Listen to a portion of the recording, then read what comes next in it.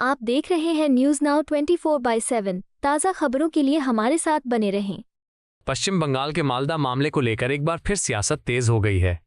केंद्रीय राज्य मंत्री सुकांत मजूमदार ने इस मुद्दे पर बड़ा बयान देते हुए सीमावर्ती इलाकों की स्थिति को लेकर गंभीर सवाल उठाए हैं। सुकांत मजूमदार ने कहा कि भारत और बांग्लादेश की सीमा पर लंबे समय तक ढीलापन रहा, जिसकी वजह से कई तरह की गतिविधियां बिना रोक टोक चलती रहीं। उन्होंने दावा किया कि बेहतर मेडिकल सुविधाओं के कारण बांग्लादेश से बड़ी संख्या में महिलाएं गर्भावस्था के दौरान भारत आती थीं और यहां के अस्पतालों में बच्चों को जन्म देती थीं। उनके मुताबिक ऐसे मामलों में बच्चों का जन्म प्रमाण पत्र भारत में जारी हो जाता था, जिससे नागरिकता को लेकर जटिलताएं पैदा होती रहीं। मजूमदार ने कहा कि ये स्थिति वर्षों तक इसलिए बनी रही क्योंकि सीमा पूरी तरह सुरक्षित नहीं थी और कई हिस्सों में फेंसिंग का अभाव था। उन्होंने इशारा किया कि पहले की सरकारों ने इस समस्या पर पर्याप्त ध्यान नहीं दिया, जिसके कारण ये मुद्दा लंबे समय तक चलता रहा।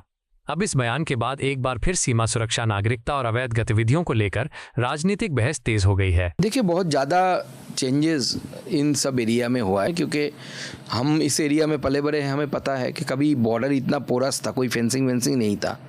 तो बंगाल में यानी भारत में मेडिकल फैसिलिटी बांग्लादेश से अच्छे होने के कारण बहुत महिलाएं इधर आ जाती थी ड्यूरिंग द प्रेगनेंसी और उनका बच्चा भारत के हॉस्पिटल में होता और वो यहाँ के नागरिक बन जाते क्योंकि बर्थ सर्टिफिकेट निकल जाता था। तो ऐसे सालों से यहाँ पे चल रहे हैं क्योंकि बॉर्डर पोरस था, बॉर्डर में कोई फेंसिंग नहीं था और उस तरीके की कड़ाई भी नहीं थी पहले।